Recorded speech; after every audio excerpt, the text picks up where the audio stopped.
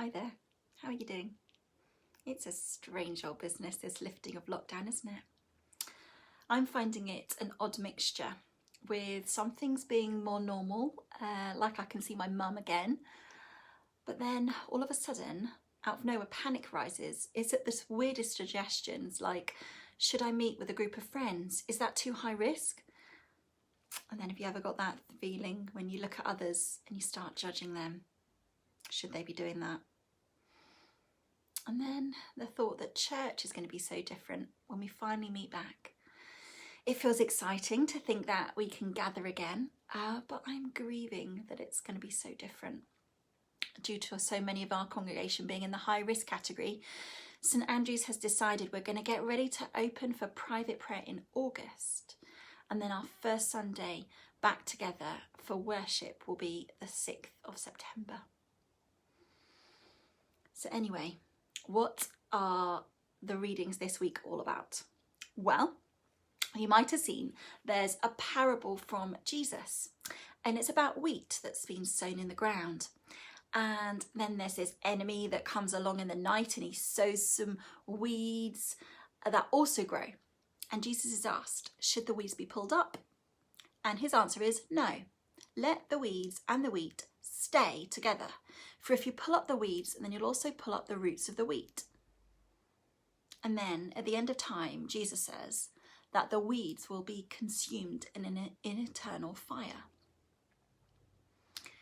Now, you may have heard this parable. It's sometimes referred to as the wheat and the tares, or the wheat and the tares. And you may have heard people use it as a kind of scare story. You know, the one where if you're good, then you'll be like the wheat and live with Jesus and be righteous. But if you're bad, then, well, you might be right in this life, but warning, when you die, you're going to get thrown into an eternal fire. Christians have used this parable to justify the harsh condemnation of others. You know the one, like that judging look, those tuts, the moralistic approach to life that many Christians have adopted. But I just wonder if this is not getting at that we're actually, maybe it's more about the fact that all of us, inside all of us, is a mixture of both wheat and weeds. That we are all a mix of good and bad in our own self. And therefore we are in no position to judge anyone else. Only Jesus will help us with the celestial fire at the end of time to reveal those best bits of us. Oh, but it's so easy to judge others, isn't it? It's so easy to make other people like the weeds, like they're the ones getting it wrong, particularly right now. They're going to come a cropper, we think. This week I came across a really helpful meditation from a spiritual writer called Suzanne Guthrie, and I thought I'd share it with you. It's called Master Sinners. She says this: I don't need an enemy sneaking into my field to sow weeds into my sprouting wheat. I sabotage myself quite effectively, thank you very much. Later, I have the painstaking work of separating the weeds entwined with the wheat, and so the burning of the tares begins long before the final day. Sins or mistakes or flaws, all kinds of soul debris fuel the continually smouldering fire. Once in a while, some chunk of the psyche loosens and falls out of hiding, letting in the air and stirring up a new conflagration. This time of stress uncovered a whole multitude of previously ignored, shelved, we know but it's not, now is not a good time, set of sins in society and culture and in me. Racism, greed, apathy, to mention just 3. How about you?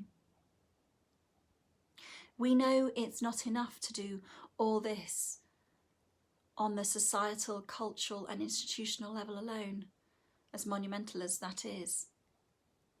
we also have to do our own inner work alongside of activism.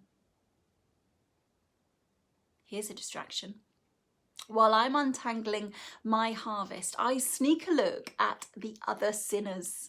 My assessment of others' bundles distracts me from the work at hand. Ha!